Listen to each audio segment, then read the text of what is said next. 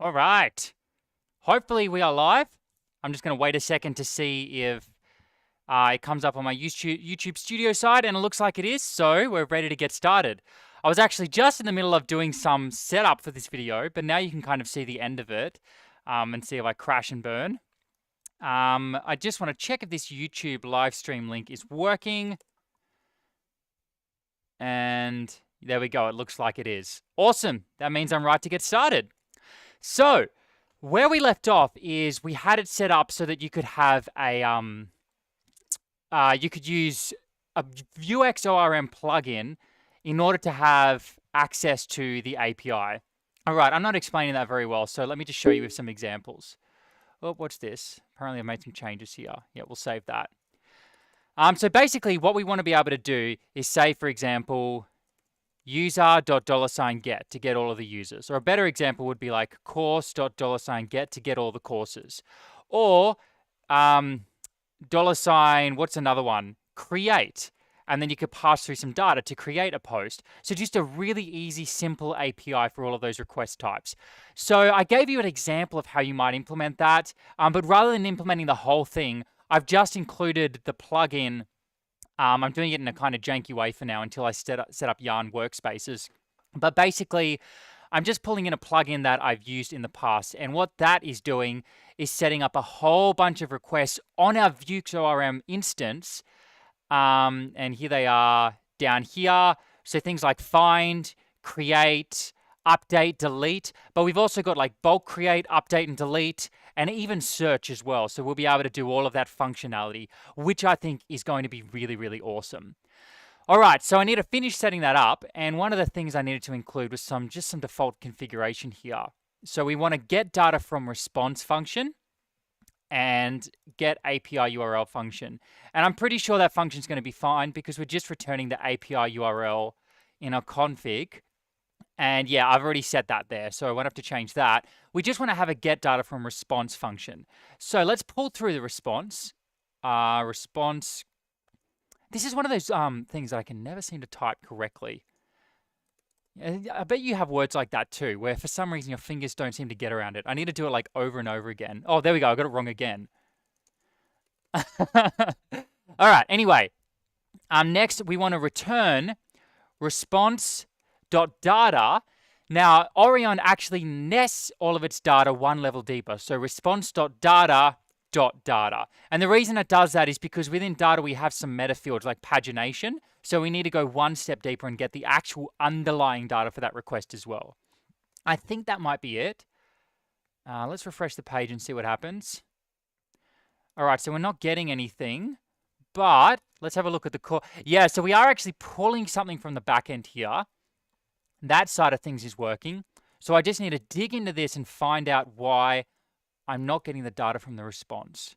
So let's see the config file here, default config, get data from response, and it looks like that function that it gives us out of the box should work fine. If we have response.data.data, then give us that. Otherwise, response.data. So I shouldn't actually need this function at all. So what I might do next is actually console.log when I'm getting there, just to check it all looks right. Let's refresh the page. Okay, so I'm not getting anything at all. It looks like it's not even calling that function.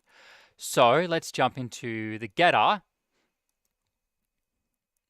And if you don't know what's going on here, don't worry. This should be I should be done with this soon. So this is the getter here. And yeah, then we say this.config.rest get data from response function. And let's see if default function is sitting on rest. Yeah, okay, so let's see if our models actually have that available, that rest configuration. Let's jump back into here. And after we've used the plugin, we might actually just come back to index.view. I think that's where I was doing the request. Nope, it might be courses page. Yeah, here it is here. And then we're doing a get request here. So now let's console.log course.config and see if that configuration is actually being passed through. It is, and we've got REST here, and we've got get data from response function, which makes me a little bit confused because that means that when we finish getting that, oh, maybe I've still got like a get request sitting on course. Let's go to course.js. No, there's no get request on there. How about we come back to our index.js. Sorry, you're going to have to watch me debug for a little while here while I get this set up. And then hopefully from then on, things will run a bit more smoothly. All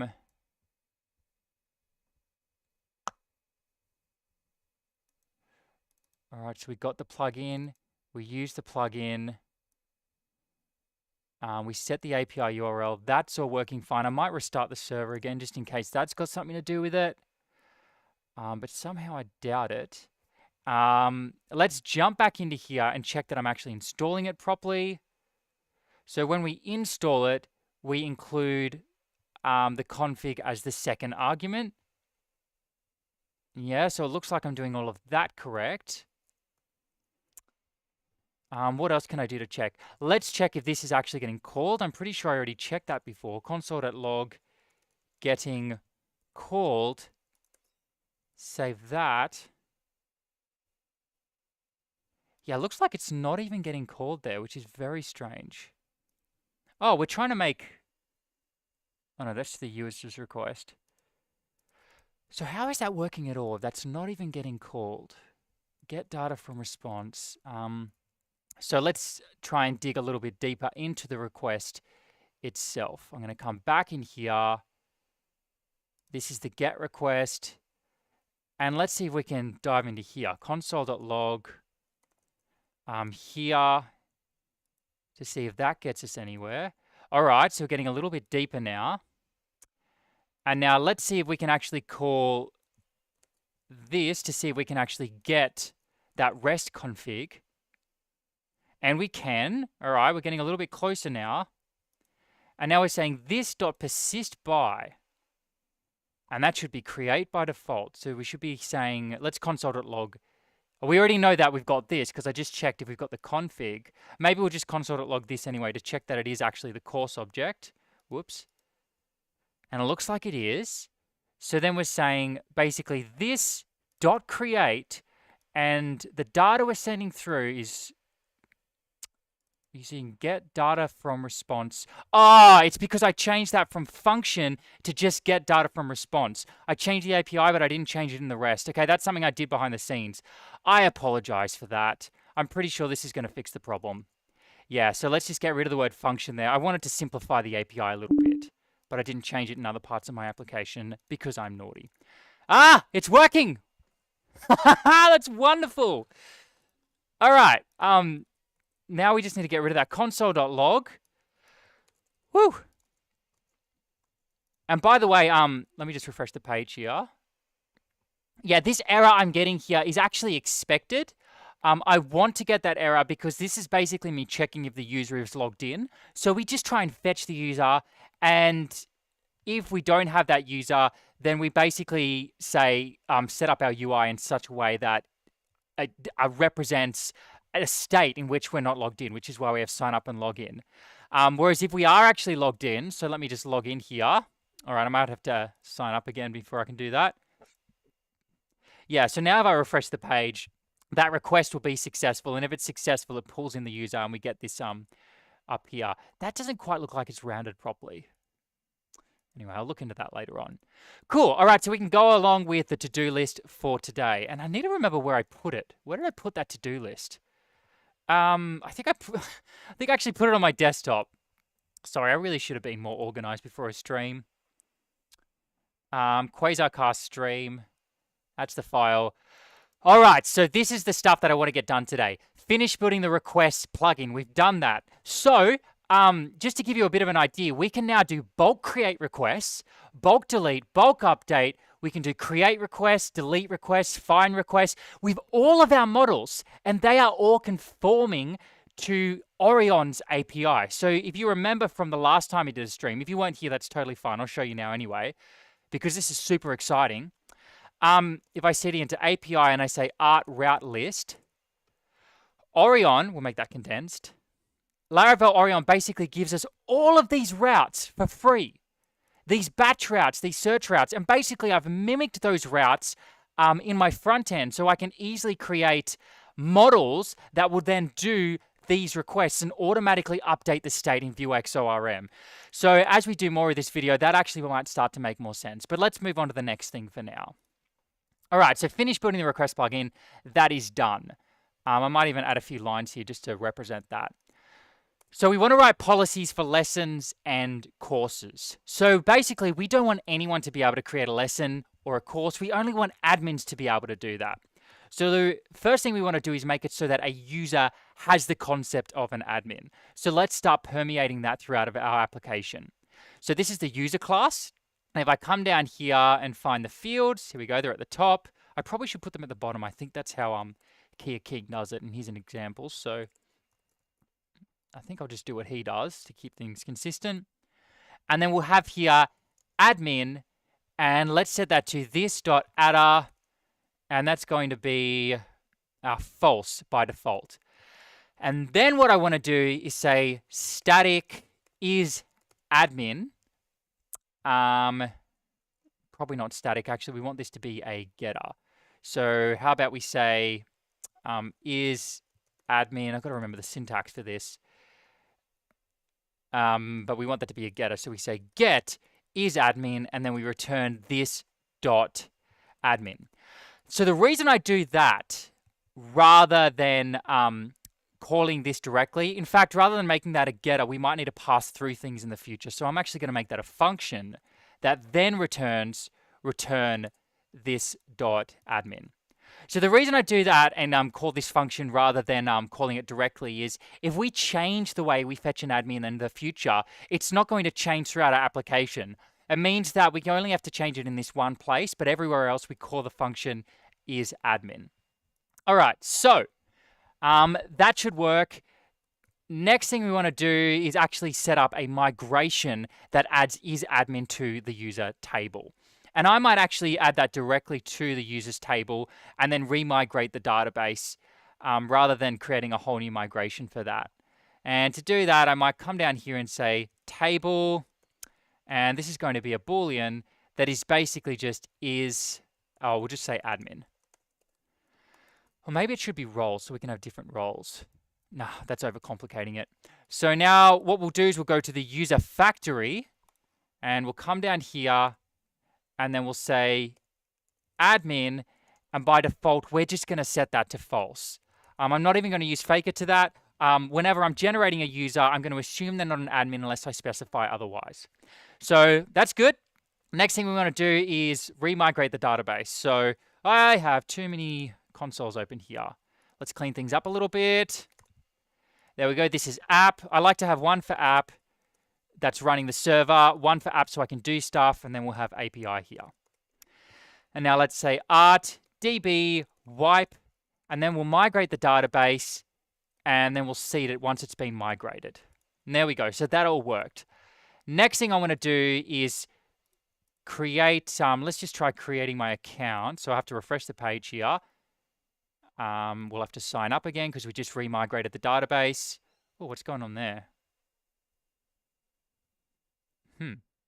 Cannot read property data of undefined. What's going on here? So that's the options. I'm getting an error. So let's open Laravel Ray. And it might give us a little bit more insight. In fact, I don't know if I've set up Laravel Ray. So if I haven't, I might go ahead and do that in this video.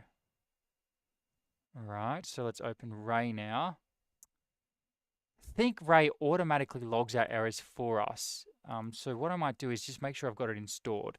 Laravel Ray. This is just like a really cool debugging tool which allows you to very easily debug a Laravel application. It's like a fantastic alternative to things like die and dump. So rather than dying and dumping or just dumping your variables throughout your application, you can just call Ray and then dump something directly that way. So if you didn't know about Laravel Ray, I highly recommend buying it. It's so beneficial. It's a no-brainer to get. So install the free package. Let's come in here, Laravel, and let's require that here. I might not have had that required already. So let's wait for that to install. Looks like that's done. Let's try registering again and see if Laravel Ray picks up on the problem. It's not. Maybe I think I might need to register my config file. I'm creating a config file. Here we go. So let's go ahead and do that. And then we'll jump into ray.php. It's set to enabled by default. Register. And I'm still not getting any feedback there. All right, this might be something I'll do later on because I don't want you to have to sit there and watch me mess around with that. All right, so what's going on here? Why was that working a moment ago? And now we're getting some weird results. If anyone has any ideas, let me know in the chat. It must have something to do with the fact that I just added the admin field. How about if we go to user.php? Maybe I need to make it available here? No, that wouldn't make sense. We should probably... do I need to make it hidden? No, I don't need to make it hidden either. So how about we go back to the user migration and see if that is actually what's causing the problem. db wipe. You always want things to run smoothly in these videos, but such is life. And I wanted you guys to be able to see my entire process, and just so I've got like a record and I can go back in time and see how silly I was at times. All right, so let's try this again. All right, so that's working. It's related to the fact that I've added a Boolean value here. So what I might do is look at the register action. It might actually have something to do with that. But this does seem like a very weird error to me. I've done that in the wrong place again. Wipe, migrate, and now I expect it to not work. Sign up, register. Okay. So let's troubleshoot this. Where could this problem lie? It could lie in, let's go to user.php, and we might actually want to make it hidden. Maybe that's the problem. It needs to have some sort of knowledge about it, but I've never had any problems like that in the past, so I doubt it. But we're troubleshooting, so let's give that a try. Man, it's hard to do without Ray as well. Let's say we've got our laravel.log file. Let's go ahead and try signing up again. So I'm not getting any feedback at all. We're literally just getting an error, which is even stranger. Because it kind of makes it harder to troubleshoot, doesn't it? All right. So the next thing I'll do is I'll check our register action. I'm pretty sure we've got like a register action that we get out of the box. Or maybe I need to make them available. It's not register, is it? It's like create new user. Yeah, here it is here. Oh, you know what it would be? We didn't have a default value when we migrated it. Ha! I've just figured it out.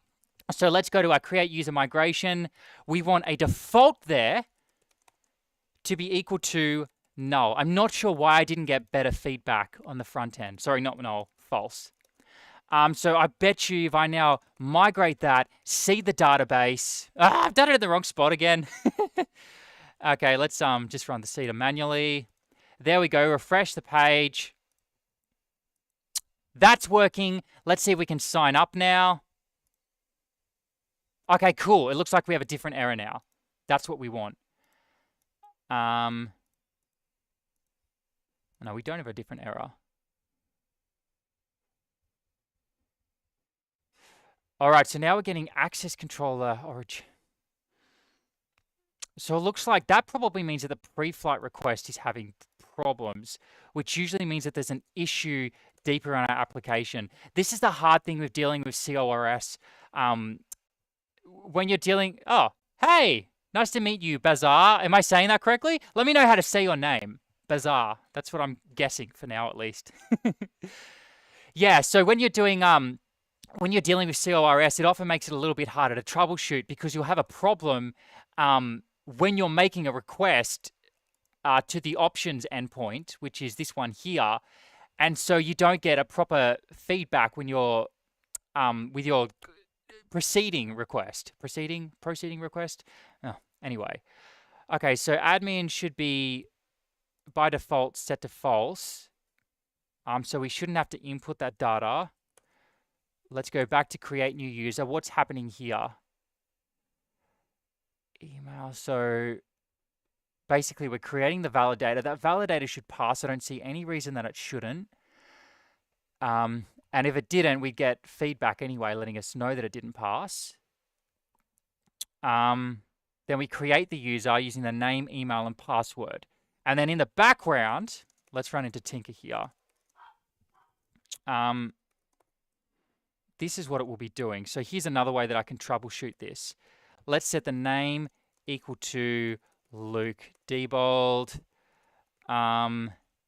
Email equal to something random. And then password equal to bcrypt secret. And there we go. Let's see if that works. Okay, call to undefined. Oh, whoops, I wrote that wrong. Bcrypt. Just got a bit of a C in there. Aha. Admin doesn't have a default value. But we just set a default value. So if anyone's got an idea of why I'm having problems here, let me know. Maybe you can't set a default value on a Boolean. Oh, or maybe a default value can't be false because technically a Boolean is actually a small int. So I need to set that to 0. So how about we try that and then we come back in here again and we say art migrate, or we'll wipe the database first. Basha? I'm having a crack at it. Basha. I don't know if there should even be an accent there. So let's say art, migrate, roll back. Sorry, guys, I know this kind of stuff is a little bit boring. Migrate, and we'll seed it.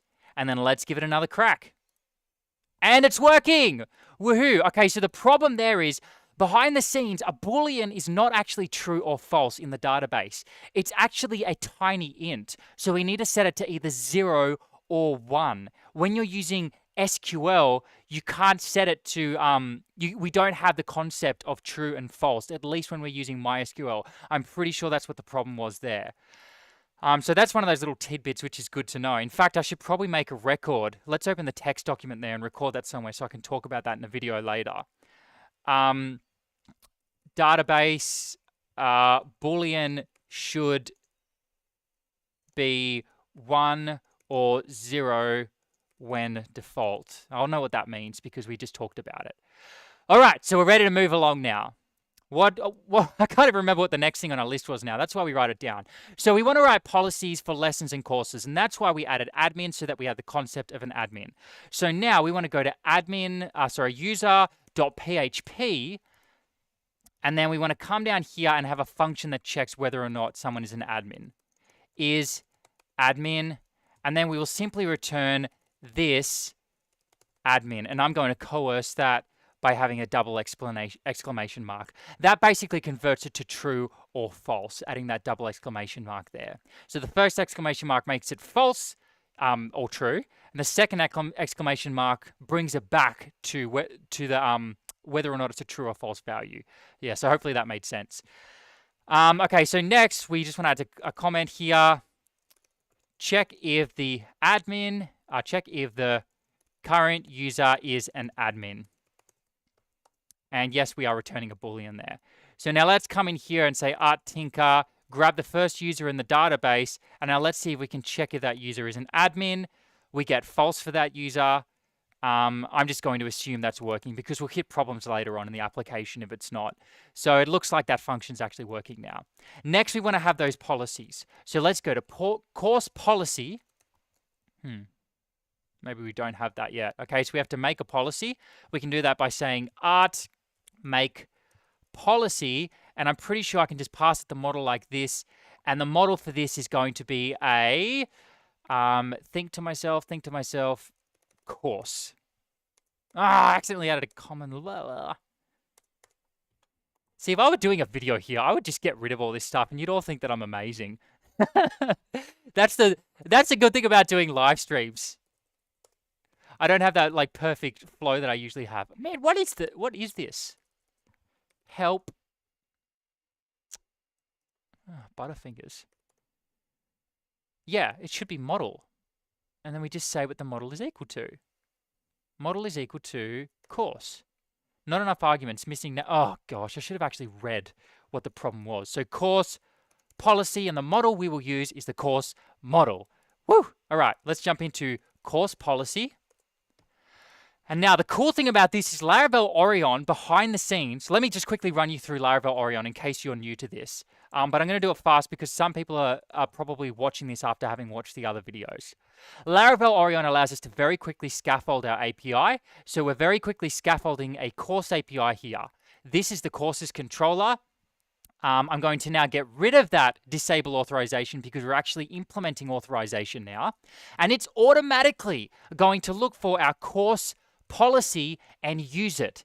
If it doesn't find our course policy, it's automatically going to ban all of our outs, which is exactly what we want. So it protects us by saying, hey, you don't have policies for this, so you need to implement those policies. Otherwise, I'm going to say no way to anyone who tries to access your API. Whew. All right, take a breath. Now, if we go to course policies, we can now implement these policies. View any is going to be equal to true. I want anybody to be able to view our courses. And if down the line we have paid courses, then we can start implementing the logic here to say which courses people can use. In fact, we wouldn't implement it there. We'd actually implement it somewhere else, but that's for another time. View, that's the same thing. We want to be able to say, yes, you can view that course. Create, absolutely not. You need to be an admin in order to create. So now we can use that function we created. I'm going to need a burp, so I'm going to take my headphone off for a second and hope that you don't hear me. And we're back. User is admin. So we want to check if the user is an admin, and if they are, yes, they can create a course. Coming down here, can they update it? Once again, if they're an admin. Can they delete it? If they're an admin. Can they restore it? This is when you have soft deletes and hard deletes. And once again, if you're an admin. Force delete, if you're an admin. So in fact, this is one of those situations where it might be better to be able to say something like this. Public function, I think it's before. Let me just quickly check the docs here. And you can basically say, before you run any of these policies, check if you're an admin. If the person is an admin, just let them through. And this can just be like a little bit simpler to write. So how about we come in here and say policies. And of course, Laravel has got just the most wonderful documentation for this kind of stuff. And so now I think there's before. Nope, that's not the one I want. Whew. I've been having problems breathing lately. I think I need to see a doctor. Every now and then I feel like I can't get like a successful breath. It's hard to explain. Like I can't get a proper breath in. But the funny thing is when I'm streaming and I'm constantly talking, it's almost like I remember to breathe again, so I don't have the breathing problem. But when I'm sitting down and concentrating really hard, I forget to breathe. It's weird. I like never had that problem in my life. I have to start doing some yoga or something. All right. So basically we can say before any of our other functions are run, let's just check if the user is admin. And if they are an admin, then return true. And that actually allows me to say false to all of these other ones. I might even be able to delete all of, oops, not the view one. Yeah. And this is especially good if you have the concept of a super admin. So you can say super admins can do absolutely anything, but then maybe admins, you need to tweak things a little bit for actual admins. If user is admin. All right, so hopefully all of that made sense. Now we're going to do the exact same thing for lessons. And I'm actually going to duplicate this. And instead of course policy, we're now going to call this a lesson policy. And now let's do a little bit of VS Code magic to make all of that happen. Lesson, I should tell you what I did there. So I'm copying course, Control D allows me to select the next version of course. And if I press it again, it'll select that as well. And if I press it again, it'll select that as well. So now if I hold Control and press D, it's just going to go through and select all versions of the word course. So now let's change that to lesson. And you'll notice that it's changed it to lesson in all of those places. Now, next, we want to check if course is used in other ways, and it is. So once again, we'll use the same tactic there. And I'll just do one quick check again. And there we go. Now we've got our lesson policy, and it has the exact same logic as the other one. So I can leave that as is now. Woo! All right. So let's go ahead and check these. So let's say Art, Tinker. No, we're going to do this with Postman. So I'm going to open Postman. Postman. Does anyone know about the song Postman Pat, the TV show? Postman Pat and his black and white cat. Doo, doo, doo, doo, doo, doo. Da-na-na-na. All right, so can we get all of the lessons? Yes, we can. However, we should not be able to create a lesson unless we are an admin. So let's just quickly see if we can say create here, and we're going to make that a post request. We're going to grab a whole bunch of stuff from here.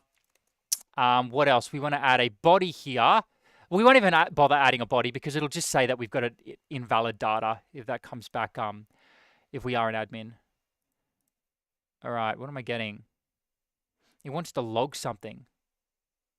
Why would it want to log something? I need to change the permissioning of that, of my log files. But I couldn't be bothered right now. I really wish that, oh, wait. Oh, looks like this is working now. Okay, not enough arguments, missing name. So this is Laravel Ray. It's going to basically print out all of the errors I get from my application. I don't know why that's working now, but hey, I'll take it. I think that just happened then, and we can just check that again. Okay, no, that might be an error for something else. Oh, bugger, that's a little bit unclear to me. Unless it's telling me you've got more than one of that error. No, I don't know. All right, so let's jump back to Postman. And I'm going to have a quick think. Otherwise, I might just make sure that we've got proper permissions on this laravel.log file. Yeah, let's just go ahead and do this properly. So API, storage. This is a common problem that you'll run into. In fact, I might do a blog post on this. Setting permissions on Laravel log file. Oh, Ross is back again. Hey, Ross, how you doing? I stream every day at this time.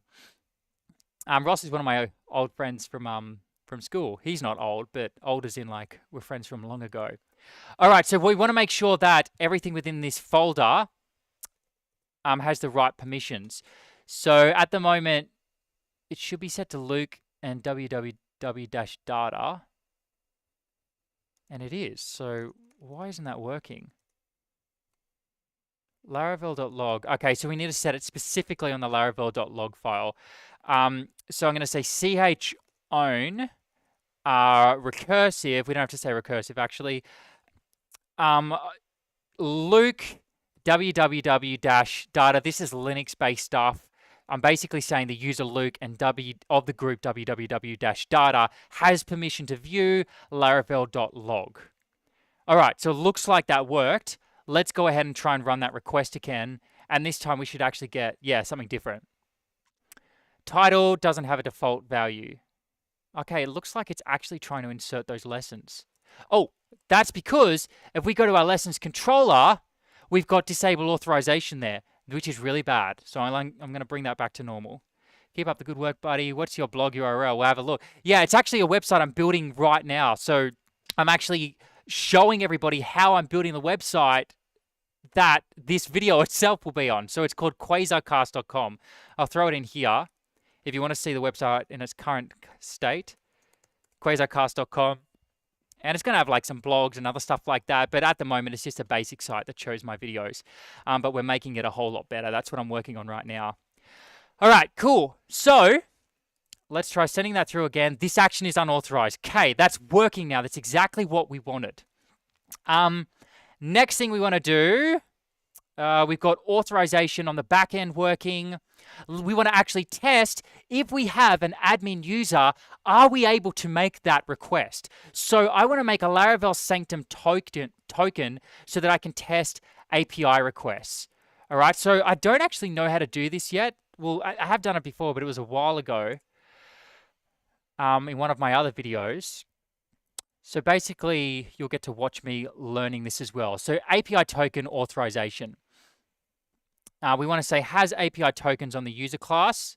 So let's go to user.php and add another thing here, has API tokens. That's going to allow it to communicate with Laravel Sanctum. Tissue token, you may need to use the create the token versus your return. So, okay, it looks like we just need to call create token on the user. So we get our user and we call create token and we give it a name as well. So let's see if that works. I should be able to say art tinker. This seems a little bit too good to be true. There might have to be some other setup as well. Where email is equal to luke@ldbold.com. Okay, so let's say first. All right, so that's me. I'm going to update myself so that I am an admin. And I can't mass update that. So let's say user is equal to that user. User admin is equal to 1, which means it's true. User save. So now a user is an admin. My account is an admin. Now let's grab that user and run that command, which is create token, and we're going to call this passport. Ha! It worked. And this is probably the only time I'm going to get that token. And since we're just in development, I'm literally just going to copy that and paste it directly in here for now. Okay, so now we should be able to use that token to actually make an API request. How do I do that? It's probably going to tell me in here. I bet you it's using bearer. We probably say, have a header called token or bearer or something. bearer, that's usually done. Authorization header with bearer and then the token. I bet you that's what it is. So let's come back here. And there's an authorization section in Postman. Okay, check this out. We can actually inherit our authorization. So let's inherit it from here. And maybe I can inherit it one step further. How about this? Can I create another collection called authorized endpoints or something like that? And now can I put that in there? Doesn't look like I can. Oh, bugger. That'd be really cool if I could. Maybe there is a way to do it, but I just don't know about it. Basically, what I want to do is I want to set authorization for this like entire application. Maybe in environment I can do it. Let's try that. Environment, default. Nah.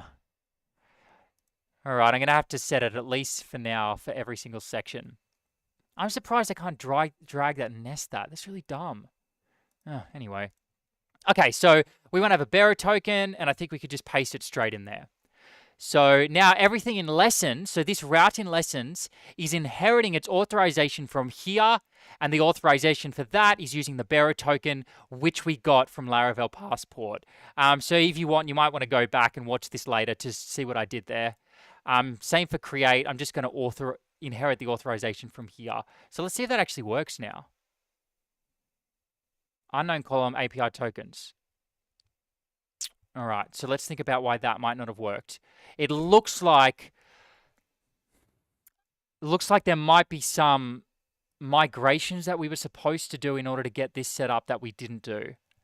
So let's scroll up, configuring. I'm pretty sure I registered the migrations before. I installed Sanctum. Sanctum service provider should have given me Sanctum routes. How about we go to API database migrations. I'm pretty sure we should have something for Sanctum here. Yeah, personal access tokens.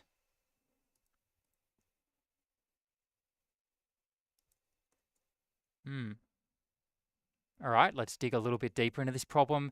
Maybe we'll get some more information from here. Unknown column API and token where clause. Okay, it's on the user model. So when I added that has API tokens, I'm guessing that's also adding a migration. So if I remigrate the database, will that fix the problem? Migrate. Nothing to migrate. Maybe we need to run a migrate refresh. Migrate refresh, but then we're gonna have to do all that again. That's okay. We'll do it again. Actually, I want to come back into the database though and check that we actually have those columns showing up now. Oh, my dogs are running off. This is where NoSQL shines. No need for migrate. Yeah, I've been on and off about NoSQL. The only thing I don't like about it is I feel like there's a lack of structure and it's way too easy to change things and move things around and basically mess up my database. I don't know. There's a lot of arguments for both sides. But yeah, maybe NoSQL would be better for a site like this. But yeah, there we go. All right, what am I doing again? I put myself off track now. Okay, so migrations. Oh man, my totally just mind blanked. We were running that request. Okay, so it's telling me that the users table doesn't have API tokens. So let's come back in here and make sure that we've gone through the installation process okay. All right, so I did run that. I remember that. Migrations. If you're not going to use Sanctuary's default migrate, yeah, that's fine. Overriding default models. That's not something that should matter for us. API token authentication. Has API tokens trait. I'm pretty sure that we've actually got that going. So we go to user.php, has API tokens. Okay, so we've done that. I did just re-migrate the data. Oh, we should actually check the users table to see if it actually shows up there now. So let's say art tinker user factory. Let's create just one create. It's not showing up there, but it might not show up there. It might be something that's actually hidden. So next thing I need to do is open up MySQL. What's it called? Oh, there's like this SQL program that I've been using lately. Oh, that's all right. I'm just going to use MySQL Workbench. All right, so let's go to Quasarcast. Whoops. And now we'll go to the users table.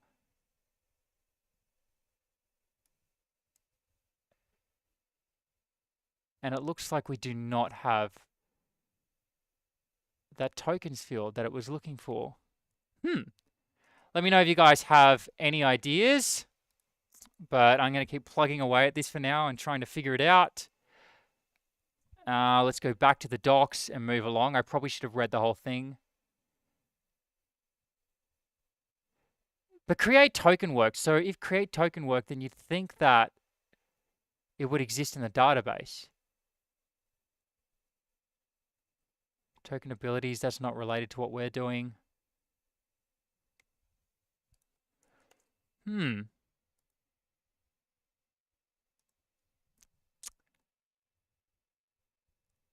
Column API tokens.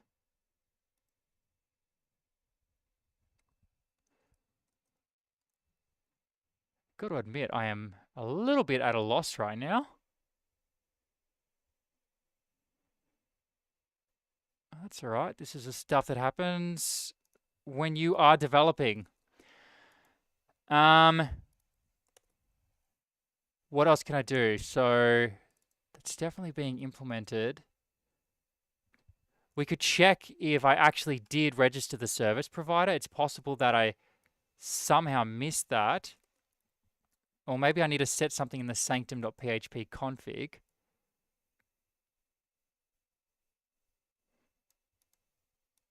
All right, so let's try running this again. Thanks for those of you that are sticking around. I definitely really appreciate it. Oh, let's paste that straight in. All right, looks like that did actually make the migration. So maybe it checks for the class on the user model, which is why it didn't do it the first time.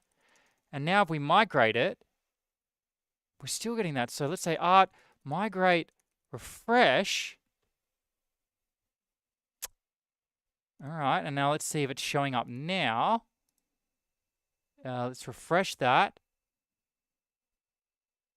and see if that column is showing up. No, it's not. That's so weird. Database migrations. Let's have a look at.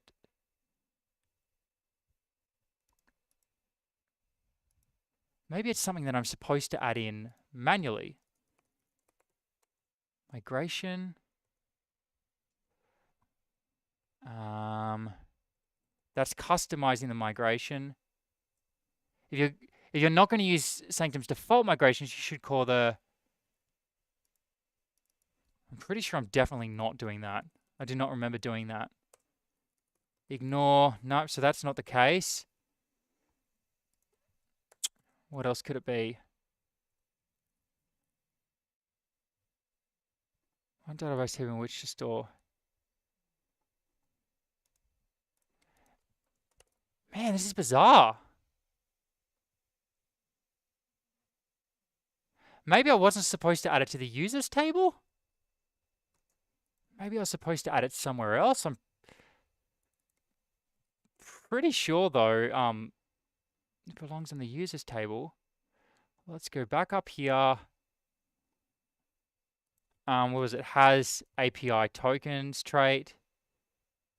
Oh, am I extending authenticatable? User.php. Yep, I'm extending authenticatable. Laravel Sanctum has API tokens. It's pulling it from the correct place.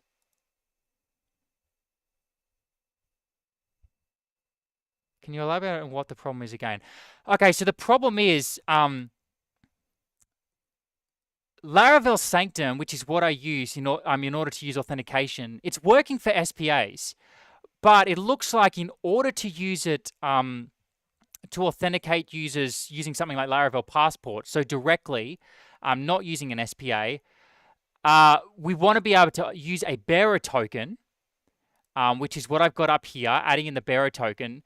So when I say create here, it's saying, okay, cool, it looks like you're trying to authenticate as a user, but I can't find this API token sitting on the users table. So it's looking for the API token column on the users table, which should be automatically added to our migration when I add the service provider with Sanctum. At least that's what I'm pretty sure it's supposed to do.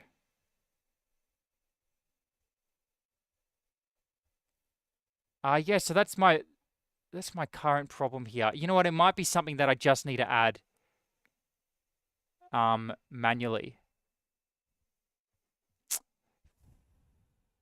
So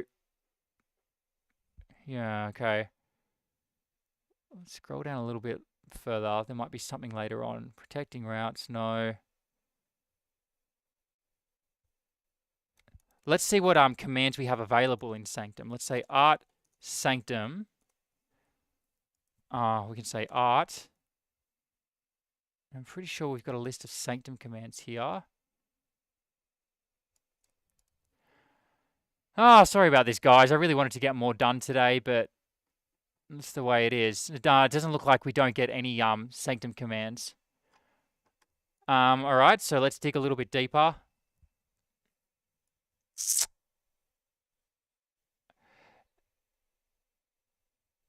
Maybe it's because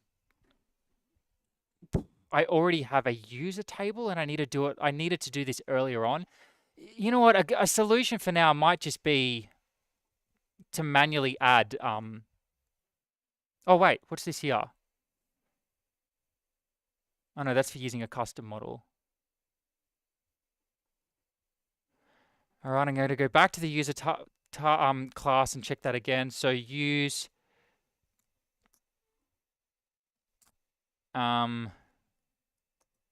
what was it called again? Has API tokens. Just check if I've missed anything there. I'm pretty sure I triple checked that though. That's definitely what I'm doing. We're definitely extending authenticatable. has API tokens, notifiable, that should be completely irrelevant to what we're doing.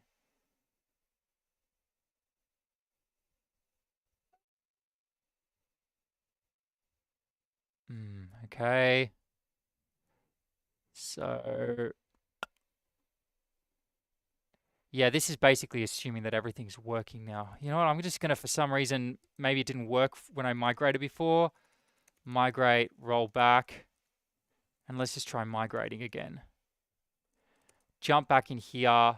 It's also possible that MySQL didn't update there and it actually was added to the table. If that's the problem, I'm going to be super annoyed.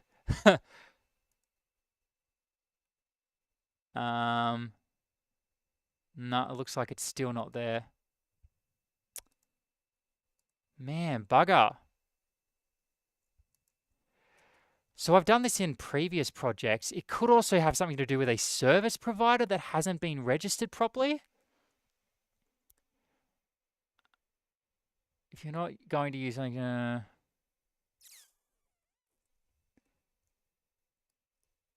maybe we can just run this to get the Sanctum migrations. Oh, whoops, gotta run it here.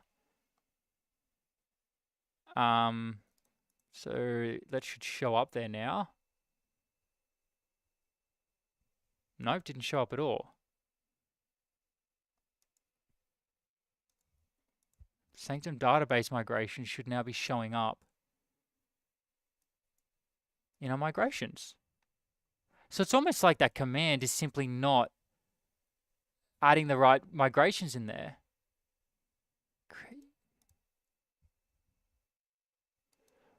Or perhaps it's because we've edited this file now. You know what? Oh man, I'm spending way too long on this. I'm just going to create a jimmying solution here and actually find out what that migration does. So we go to Sanctum, database migrations. It's only got that one migration. I reckon it just expects me to create the migration myself. But why would it not say that in the documentation? I mean, Laravel's always really good at this. It's called like API underscore. What was the name of that? Or maybe it's because we're not actually using Sanctum on that route. Oh my gosh, I bet you that's the problem. Oh, oh man. It's because, I reckon it's because we're not adding the correct middleware here to say that we're actually supposed to be using Laravel Sanctum on this route. I think that might be the problem. Oh man, this is just embarrassing. All right, it looks like we have a different issue now. Route login not defined. Okay, it's trying to send me to the login route. All right, cool. I think it's working. So the problem now is that it's trying to send me to the login route because we don't have an admin because we've re-migrated the database. Oh God, I'm so excited to move on from this problem. All right, so now we can say user is equal to, you know what? Let's just do it this way because it's going to be super fast to do it this way. And we'll come in here and we'll say sign up and create myself as a user. And we'll say user first.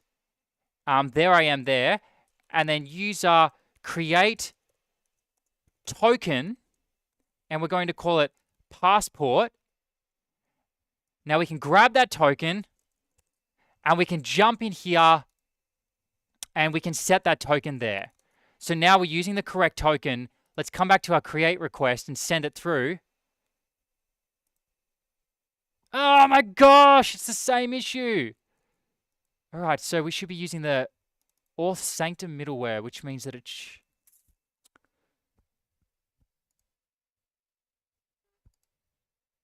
Oh man, look, honestly, I might just stop this stream, figure out the problem, because I hate keeping you guys waiting, watching me kind of flounder around. That would really suck. And it might be something really simple. So let's just see if I'm using the middleware correctly there. Middleware groups.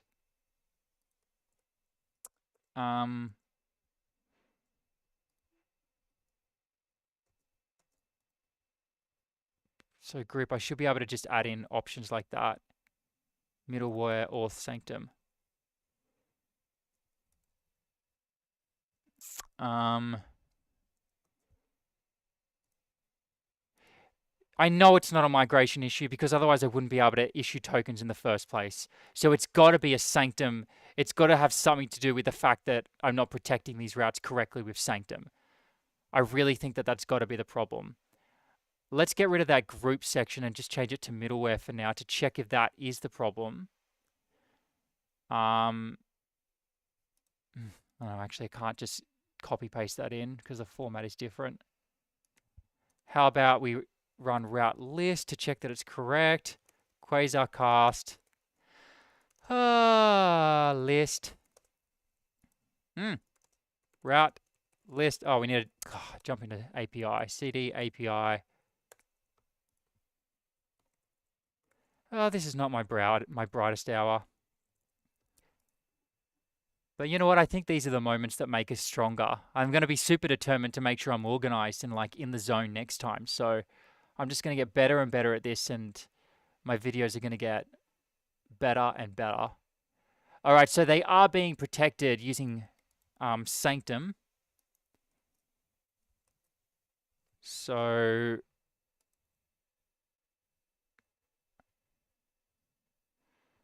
maybe it's got something to do with how I'm trying to authorize. Maybe they don't want me to use a bearer token. It wants me to do it in a different way. So let's come up here. Let's go back to where I said bearer. They don't even have the word bearer on this page. Oh, I'm on the middleware page. Bearer.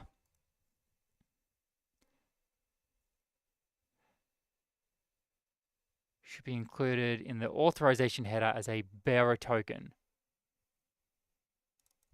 Let's see if there's any more occurrences of that. All right, that's just saying that we do it the same way when we're using. Man, I'm really impressed that you guys are sticking around. Thank you so much for like, it's almost been like 20 minutes or even half an hour that I've been trying to solve this one problem. So yeah, I really appreciate it.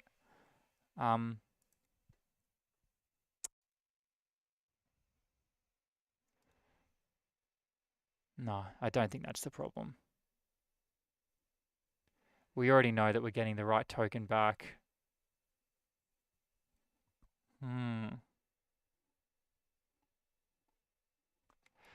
It might have something to do with our kernel.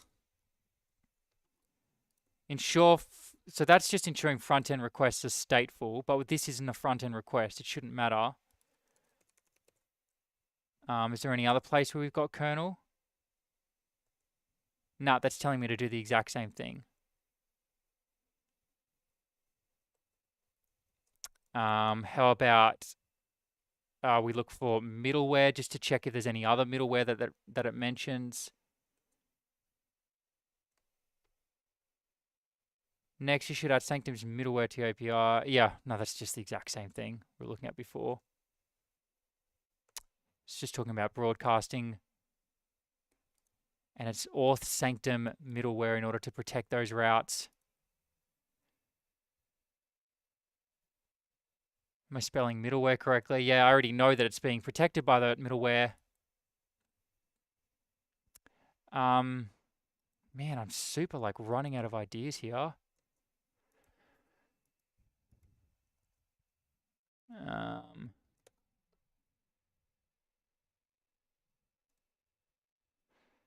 What if we... Yeah, I've already got it set to bearer token. Let's just check the request itself and see that it's actually authorizing the way it should. We got 8 hidden headers, authorization, bearer, and then the name of the token. That's exactly how it should be.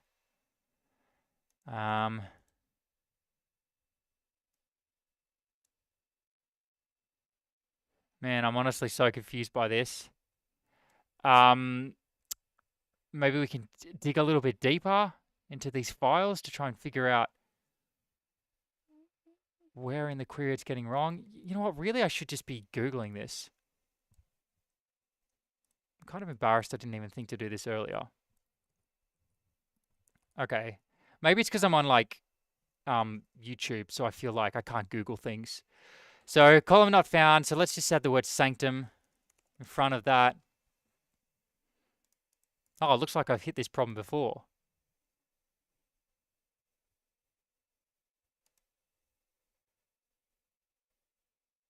So they're saying that if I go to auth config, API should have the driver sanctum. Auth.php. Oh my gosh. Oh my god. I can't believe I didn't Google this earlier. Oh, it's working. Oh, that's so embarrassing. What? Did I miss that in the docs? Is it just sitting there in plain sight? Auth.php. No, it doesn't say anything about it.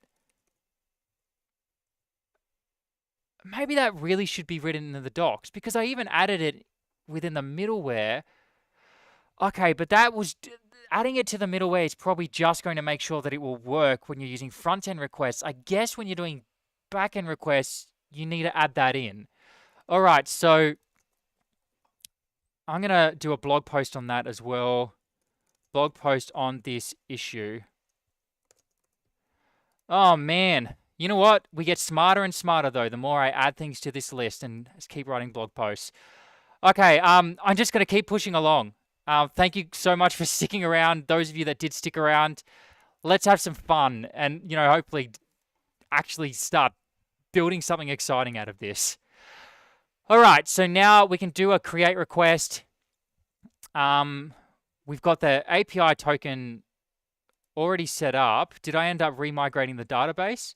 No, I didn't. So that API token should actually be authorizing me unless I'm not an admin, which I believe I'm not. So user admin is equal to true, and then user save. All right, so let's come back into Postman.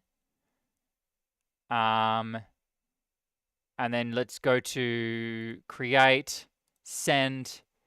There we go. Now, oh, that's not cool. Okay, so now we can actually put in a body for this request and see if we can actually get it working. And then I'm just going to move on. So text, let's just set this to a JSON body. And let's try putting in a title is equal to my title. Send, now it needs a slug. Let's set that equal to beep dash boop. Send. Now it needs a description. So let's set that to blah-bitty blah-bitty blop. It also wants a provider ID. So we'll set that one to YouTube. Oh man, I wish I got this stuff solved quicker so I could have showed you all the cool stuff I wanted to show you today. But who knows, I might have time in the end. Then we want the actual provider itself. Oh, sorry, I did the other one wrong. So that's going to be YouTube, and this is just going to be like a random string. Published at,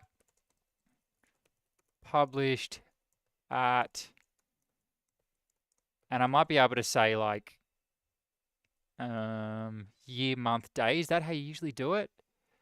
2020, March 20, something like that. Field length, and then we want the length of the video as well. So let's say the length of the video is that long. Course ID. Oh, this is going to need, we're going to actually need to have a course as well. So let's say, oh no, let's go back into Tinker, course, factory, create. And so that's probably going to have an ID of 1. Whew. And there we go. So we now actually can do that create request. Oh, finally I can start moving on. And that means that that should be able to work on the front end as well, which would be really, really cool. Now, let's start culling some of these tabs here. And we can go ahead and move along to the next thing. So what was this? Write policies for lessons and courses. That is now done. Build an admin panel for lessons and courses. So I want to have an admin panel so that I can actually update this data. So how about this? We create another site just for the admin panel. This will be fun. I can now cd into quasarcast.com and I can use the new Quasar for this. So let's say Quasar create admin, and we're going to use the next branch. So by using the next branch, I get the latest version of Quasar, which actually uses Vue 3 under the hood. So I have to use the composition API, which I'm not totally used to, but this is a really good chance to get the hang of it. So now we can say this is admin, project product name, admin app. That's fine. Let's just call this Quasarcast admin app for Quasar. I mean, that's pretty obvious. Luke at ldebo.com. We use Sass. We want to have Vuex by default. We want to have Axios by default. Oh, sorry, not TypeScript and not Vue International. Cool. I like to use the standard ESLinter plugin. And yes, we'll use Yarn to install this. Always use Yarn for local packages and NPM for global packages. That's a recommendation from the Quasar community. All right, so then we're going to end up with a new admin app, and I can start building that. And I'm not going to do all the authentication logic around that because it's actually pretty complicated. Because basically I want to say if people try to go to my admin site, then say no way, otherwise let them through. We're going to need another Nginx file. So let's duplicate this. We'll call this admin. And okay, we duplicated the wrong one. So we want to duplicate root and change that to admin. And we want to call this admin.quasarcast.com. That's the certificate. I just do some super loose stuff with certificates. It's not very secure, but it's just for local development. I basically have a certificate authority, which I can install on all my devices, and then they all use this wildcard Quasarcast certificate, and meaning I can test this on all devices quite easily and just use the same certificate authority everywhere. It's a really cool way to work. All right, so now let's say sudo service nginx restart. Throw my password in there, and I think that's all I need to do to get that set up. Oh, we need to change the port here. So we're going to want Jeff's .env plugin. So let's come in here, admin, and we're going to say Quasar extension add at quasar/.env. All right, so saying it's already installed because I've been trying to set this up as a mono repo. So all my packages are actually installed in the same place, which is really cool because it means apps packages, admin packages, they're all relying on the same, they're all getting their packages from the same node modules directory. But more on that another time. All right, so we're going to call for development. We'll call this .develop. No, let's just call this .env. And then we'll say .production.env for our production one. Common root object, I always set that to none. And yes, you can create my env files for me. And yes, add them to git ignore. That'll be helpful. All right, so now let's jump into admin.env. And let's just basically copy what we have in app.env for now. I do a few things with certificates so that when I'm running a dev server, I use those certificates. And when it's in production, I don't use those certificates. I'll show you the code for that in a second. And the port we'll use is 6061 for the admin server. That's all correct. API URL. And yeah, I think that all looks good. Cool. So now we can come in here, quasar.conf, and I'm going to steal some code from, in fact, let's throw these side by side. app/quasar.conf. So we want to make sure we can use environment variables. So I'm just going to, oh, I don't need that. I already know how to use a quasar.conf file. Get rid of it there as well. Yeah, so basically what we're doing here is if we're in development, we're going to require the .env package because we're going to need to use some of those env variables. File system, I'll show you where I actually use all of these in a second. So if we come down here, what I do is I say when I'm running a dev server, then I want you to use the SSL certificates I have locally. Otherwise, don't worry about any of the HTTPS stuff. In fact, just ignore it completely. And yeah, basically, if I'm not in development mode, that means that it's not going to try and use SSL certificates and end up throwing errors for me. So I'm pretty much just going to copy paste that code in. Dev server. All right, and it's automatically going to pull the correct port for me. Let's see if I set all that up correctly. This is a really great way to develop if you can get it set up. But that's a video for another day. Oh, what's wrong? Okay, so store, yeah, it's just creating the store flag, which is fine. So yeah, while I'm at it, I might actually go to app/index for the store and copy a lot of the code here. So let's go admin/index for the store. And first I want to test if it's working. So let's go to admin.quasarcast.test. All right, of course that doesn't work. Nothing ever works the first time. I needed to add HTTPS there.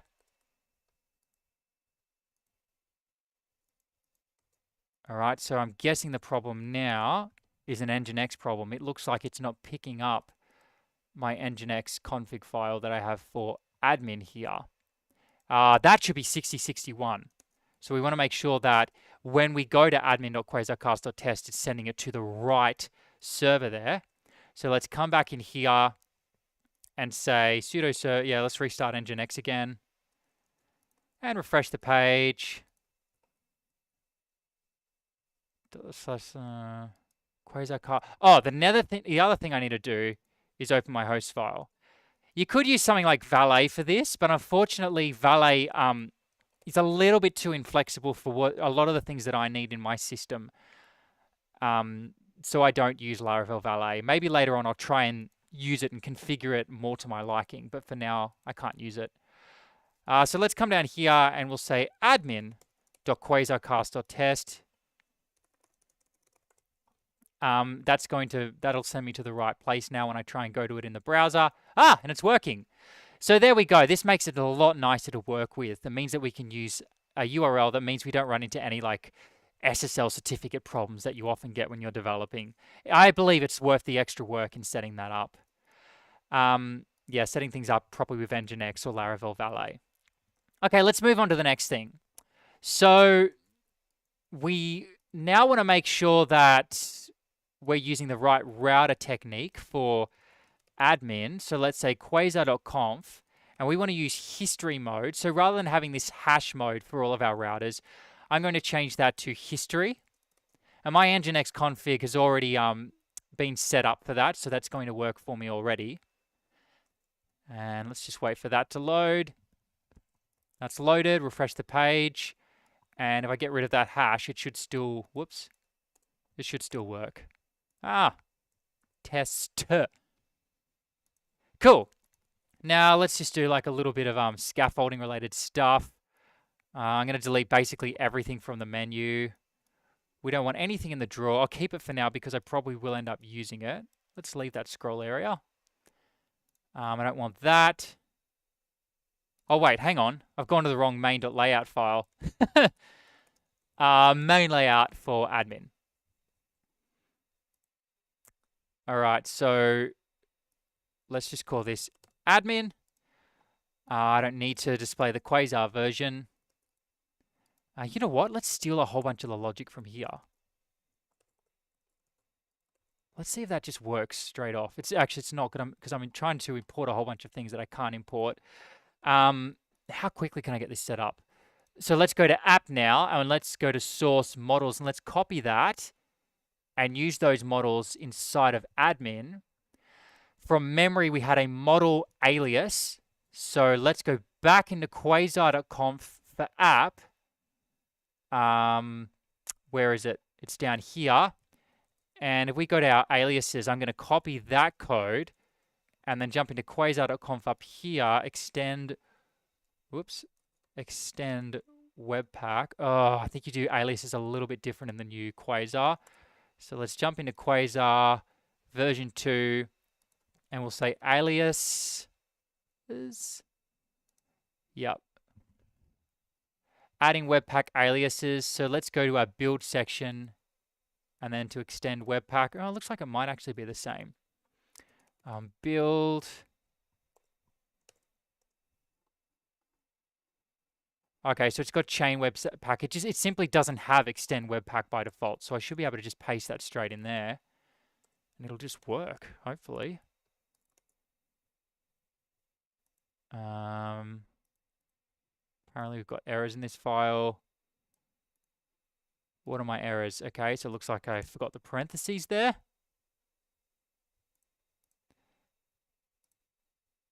Okay, so that's for that, and then that's for, gosh, I'm stuck in parenthesis hell. And that's for that, and then that's for that. Right? Oh my gosh. What have I done? So that object, that connects to there, and then this parenthesis should close off there. I don't really see how that's wrong. Oh, this is just a function. It doesn't need a closing parentheses. Ah! All right, let's run quasar.dev again. And we're going to call this alias models source/models directory for that alias. So now we should be able to use our models, and I've just imported those models. In the future, I probably want those models to sit in one place, but I'll sort that out later. We're just going to duplicate code for now. But of course, we want to have like a models directory one level higher so that they can share that logic, or even have like a separate package for it. All right, let's refresh that page and see if it works. What's our issue now? All right, so next is some of those components. So we're just going to have to jump into that file and start culling things that we can't actually use yet. Okay, so we should be able to use all of that. Axios is imported, so that should be correct. Handle lesson changed. That's irrelevant to the admin's page. Get the session user. Yes, we'll do that. Session user. Yes, we want that. That's code to actually get the session user. Current tab. We're not going to have tabs on this page. Route params. I don't think we're going to need that. Selected courses. And these are the selected lessons. All right, so most of that's cold. I don't think I'll need that. We won't need tabs, and we won't need tab. Mini course draw, we also won't need. Essential links, I won't need that either. We can get rid of links data. I'm going to hard code a lot of this for now. Has requested session user. Yeah, we'll keep that. Oh, am I still able to use this format, actually? I might have to use the new view. Oh, man. I'm going to have to use the new view syntax here. So let's go into components. And use the essential links component as an example here. Yeah, so we want to import define component and then export default define component like that. So let's come up here. We don't want that. Import. What did it look like? Yep, that code there. Courses, we don't need that. Register button, we don't need that either, actually. So let's find that where it's being used. We don't need that there. Register button and login button, we're not going to need either. You won't even be able to get to this page unless you're an admin. So let's save all of that. Lessons menu, that's not going to be there anymore. We're almost there.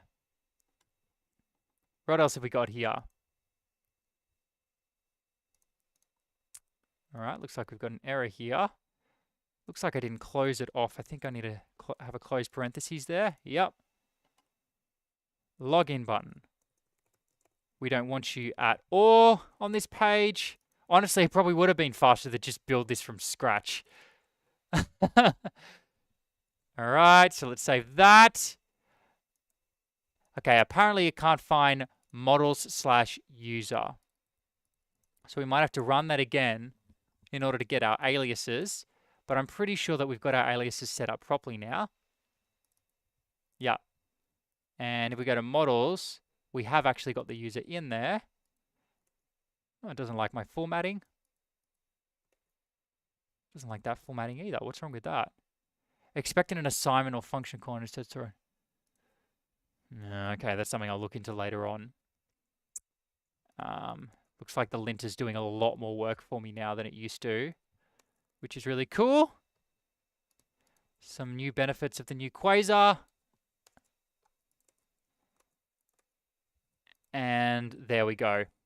So let's jump back in here, refresh the page. Oh, no, wait, we've got to...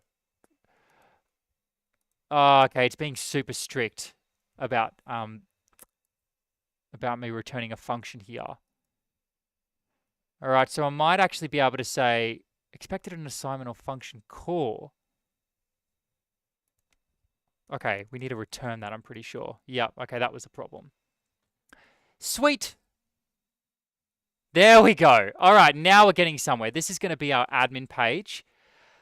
Now we need to actually start implementing the Vuex stuff as well.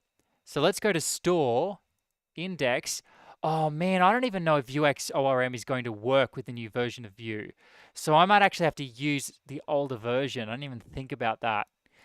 Oh man, silly Luke. If that's the case, I might end up finishing this cast because otherwise it's going to be way too long for you.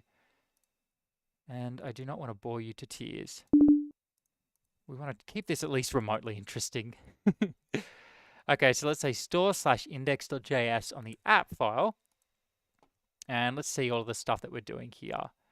I already understand all of that stuff. So let's pull in the plugin for Vuex ORM REST. Let's pull in Vuex ORM as well. Let's make sure we actually have that plugin. So yarn add at vuex-orm/core, I believe it is. So let's come in here and say Vuex ORM and make sure we have that installed properly. Installation. Yeah, here we go. I'm just going to run that. It is /core. I had it right. Probably could have just ran that command and seen if it worked. So I just want to make sure that's added on the admin side. So we'll be able to model our data on the front end. What else do we want to do? We want to actually say view.use. And hopefully that's done the same way. It might actually be done differently now. So we want to import view there. Am I in the right index file? Yeah. Admin store. Yeah, index store. All right. So let's import view. I don't know if I'm going to have to do things differently here. I'm really hoping that I do not. Oh, no, sorry. We're not using Vuex in that way.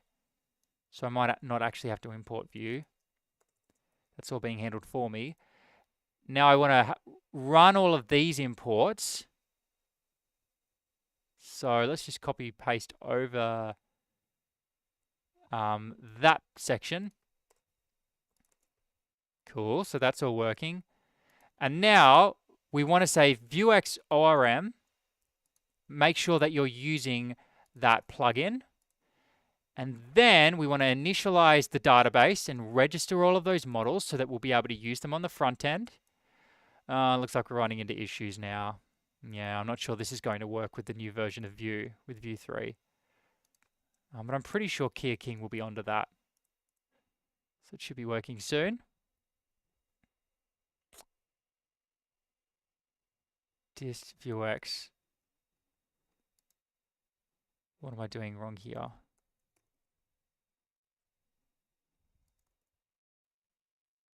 Let's just try running that again from scratch.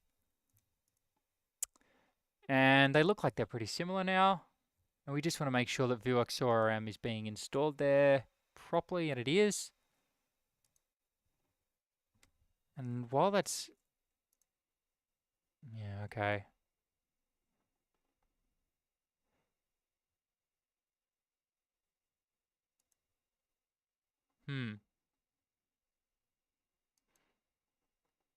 All right, so let's just quickly do a Google to see if this is going to happen soon. View XORM, View 3. We might have to use the next version to get that working. Currently, this.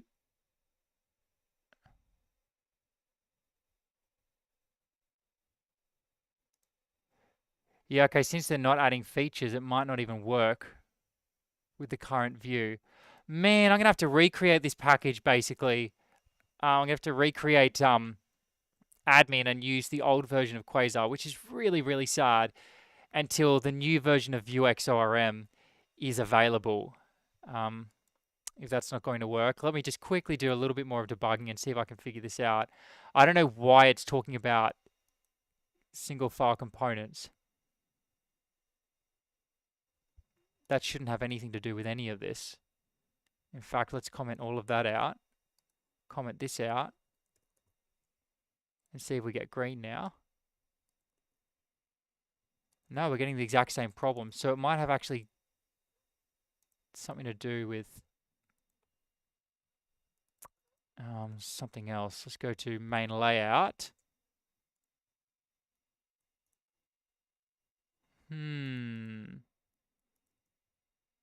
That's not even refreshing. At least I don't think it is. Right, so let's try running it again. But we got main layout working before.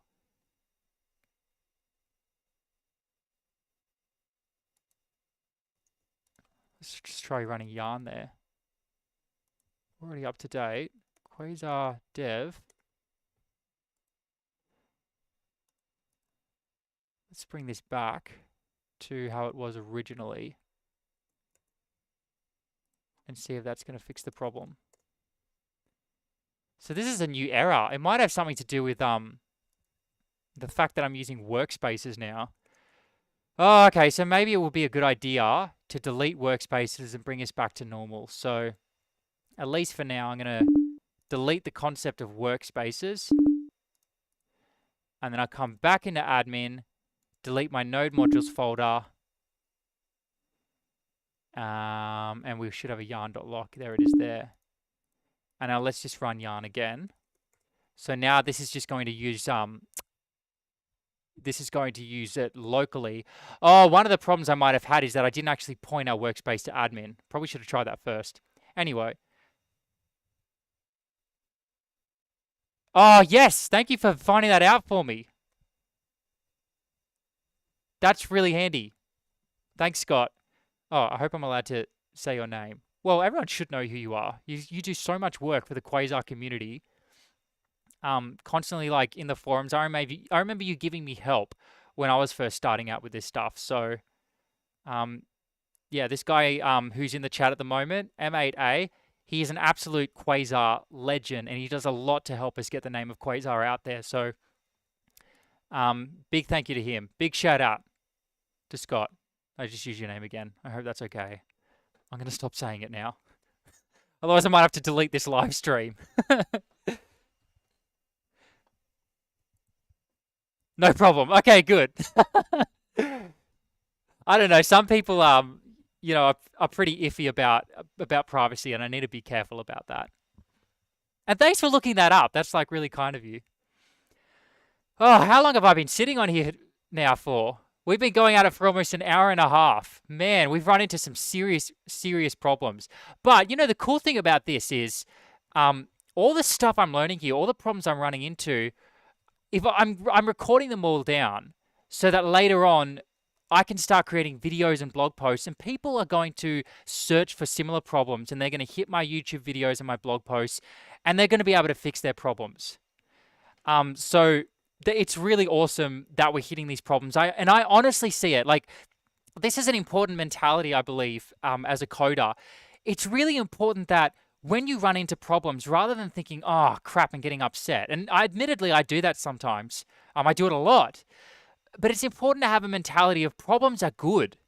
Like, we're finding gaps in our brain, and every time we find a gap in our brain and we solve a problem, we do some researching, we are filling that gap in our brain. That is literally what it means to get better, to get more skilled. So every single time we find a problem and there's something that you can't fix and it's difficult, you are literally becoming a more skillful person. And then if you share that with other people, you are in a very real way making the world a better place because you're making the world more skillful. And so I honestly love it when I hit problems because it's an opportunity for me to become more skillful. Um, and I like to think to myself, a lot of people would just give up. I'm not going to give up though. I'm going to keep like pushing through and solving these problems. So yeah, I love problems. I love it when I can't figure things out. I love it when I'm hitting my head against the wall for 3 or 4 hours. And this happens. This happens to me at work. It happened to me today when I was doing like trying to figure out how to do some complex warehouse queries, and they just wouldn't work. Like I wasn't ending up getting all the records that I needed.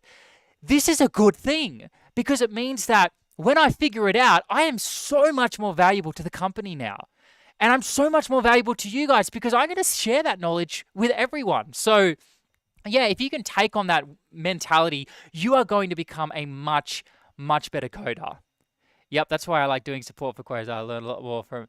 Yeah, and you know a lot, Scott. Like I've seen you in the community, and it's like, how does Scott know about all these tiny nuances about Quasar? It's like, and it's true. Like the way you figure it out is by teaching people and by constantly digging into it.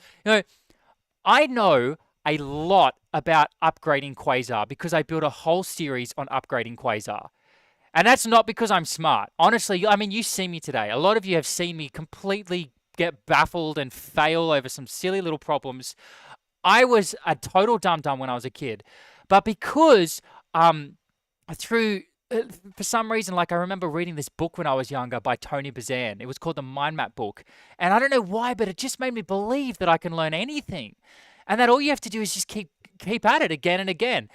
Run into problems, come back the next day, and then your brain will start finding those gaps. You go to bed that night, it works on those problems over and over again. And now I'm really good at upgrading Quasar apps. And I believe that any person on the planet, I don't care how smart you think you are or how smart you actually are, any person on the planet can learn how to do this stuff by simply putting time into it and going at that problem again and again and again, just going at the problem until you can figure it out. So there we go. That's kind of me going on a pedestal for a moment. Now let's see if we can actually fix this this problem here. And thank you heaps, Scott, for digging up that information for me so I can try and fix it now. So we're going to bring that code back again. There we go. Man, I just need to like rest my voice for a second there. Went on a bit of a rampage.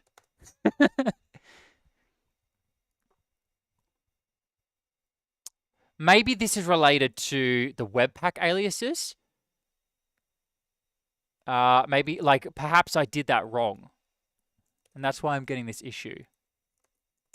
Let's run that again. No, I'm getting the exact same issue. What did I do? Let's go to main layout. And is there a way that I can replace this really simply?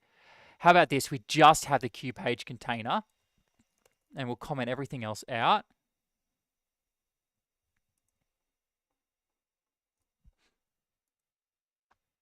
View loader requires. Okay, I think I need to run yarn again, but install peer dependencies. Oh, once again, you know what? Let's just Google this problem. To be present. Google will fix that up.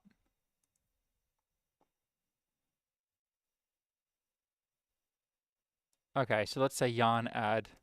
I got the feeling I'm doing something wrong here, but I just want the problem solved fast. So let's say yarn add view compiler -sfc. You know what? I think Quasar actually installs it automatically for us. But I lost the installation when I deleted my node modules file and deleted yarn.lock. It's probably got something to do with that. So let's try Quasar dev again. And there we go. Looks like we're not hitting that problem anymore. But we might end up hitting a new one related to Vuex. Cross our fingers it'll work this time. Ah, sweet. We're getting different problems. Create router. Okay, so router index.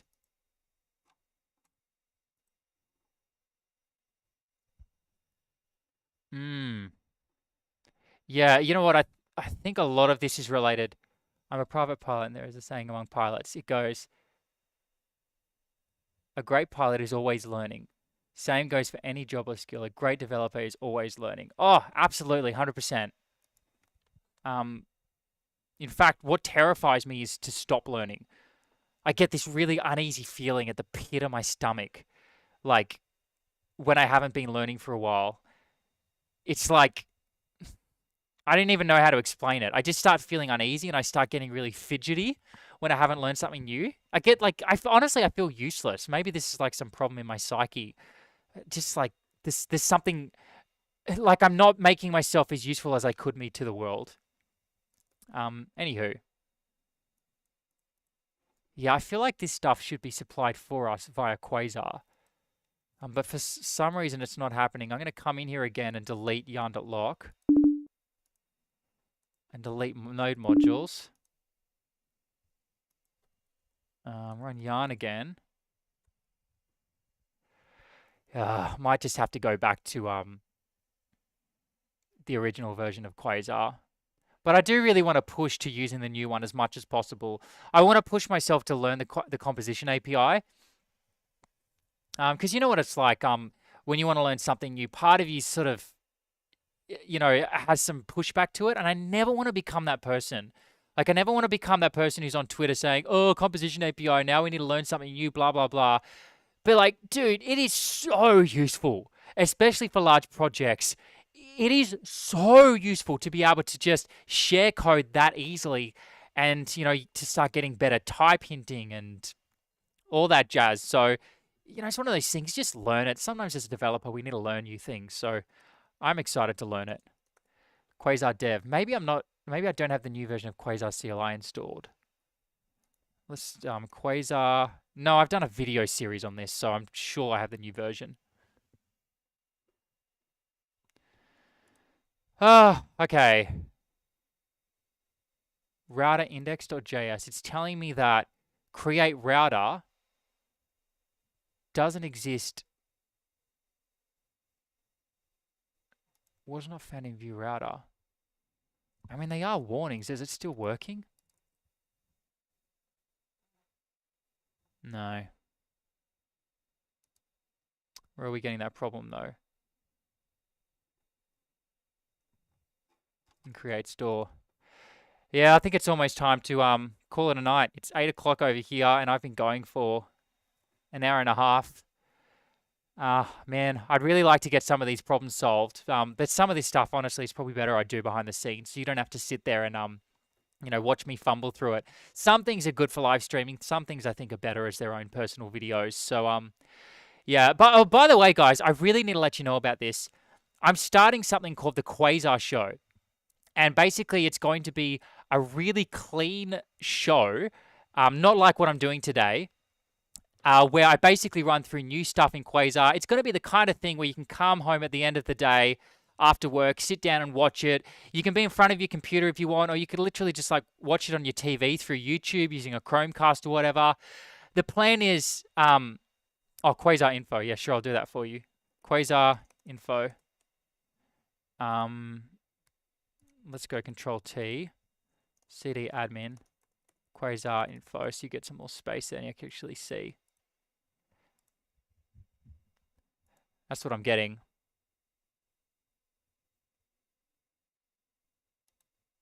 That all looks good to me. Yeah, I'm using the latest version of Quasar. Yeah. Anyway, yeah, so I'm going to be doing a Quasar TV show. We're going to talk about a lot of the latest things in Quasar, and I'm just going to run through like some little tips and tricks that I've learned along the way learning Quasar. And it's going to be like probably an hour to 2 hours long. And the idea is you don't have to sit there with a code editor open. You can sit there and watch it and it's more just like something fun. So you can be like, oh, cool, that's in the Quasar community. Oh, cool, that's like an awesome tool that I can reach for if I need to use it. Like little things like that. I think it'd just be really fun to do a TV series like that. And it's not just going to show the code editor. You'll actually get to see my face, and I'm going to like talk about some concepts. And I also want to spend some time talking about the latest news in Quasar, and also, really importantly, talking about the life of being a developer and the mindset behind being a web developer. And just being really real. Like sometimes you have situations like today where we've just run into problem after problem. Um, and, it's kind of been nasty. But the cool thing is we learn along the way. We can write blog posts about the things that went wrong. And then later on down the line, we can find our own blog posts. Shouldn't Vuex be version 4?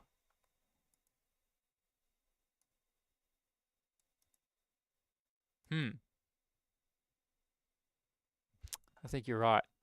But yeah, it's going to be awesome. So that's going to be the Quasar. It's going to be called just the Quasar Show. I wanted to keep it a really simple name, and yeah, I'm looking forward to it.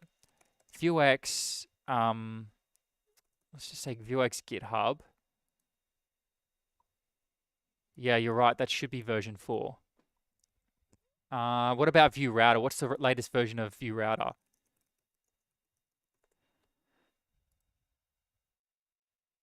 It's 3. So let's have a look here. I'm using 3.2, which seems a little bit old, and Vuex is 3.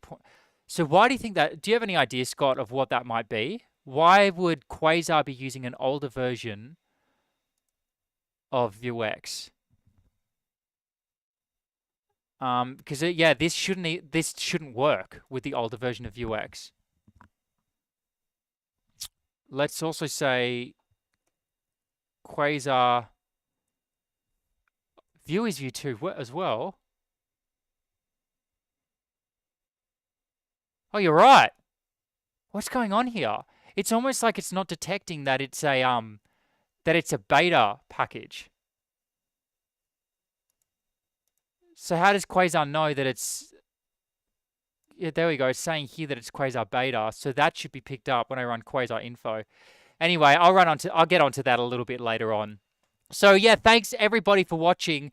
And by the way, if you're somebody who's watching who's using Quasar and benefiting from it, have a chat with whoever you work for, or if you work for yourself, have a chat with yourself and see if you can just say, hey, we are getting thousands of dollars worth of benefit from Quasar.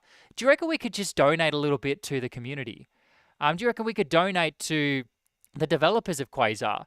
Like, I honestly am baffled by the amount of flexibility and utility we get out of Quasar for free. It's honestly mind-boggling. There are frameworks that are far less good, that are definitely not as good as Quasar, and people are paying huge amounts of money for it. We can export this to a mobile application when we need to, a PWA. We can use it as an SPA, and it's not just an SPA as an afterthought. Quasar is a fantastic first-rate SPA. It is, and it's got a huge component library. We can make a desktop app. We can even make a web extension on Chrome or Firefox. I mean, that's insane. This is all for free. And I really believe that we need to start stepping up and turning the open source world into a world that is funded. I think it's very, very important. And it's quite serious too, because if we don't do something about this, then more web developers are going to get disheartened and projects are going to be forgotten. Now, I've talked to the creator of this project, Razvan, and he has poured his heart and soul into this project, and he's 100% dedicated to it. And I believe someone like that, who is pouring their heart and soul into this project, I think we should be throwing money at them. I really do.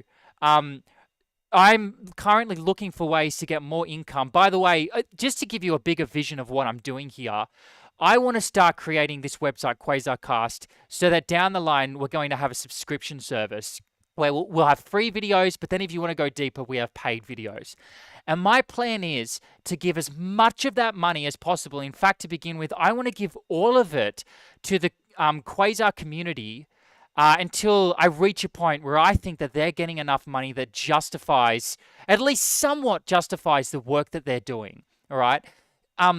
So please, if you're getting benefit from Quasar, go over to the sponsorship page, you can even pay by PayPal if you need to, and throw some money their way. Like, I can't even tell you how much it helps if everybody donates a little bit.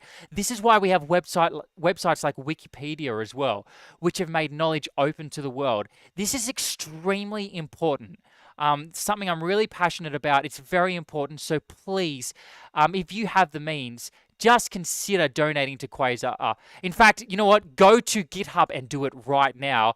Otherwise, I believe that every time you don't do something because you think to yourself, I'll do it later, you start generating the habit of being someone who puts things off. I used to do this all the time. A classic is like washing your clothes and putting them on the clothesline.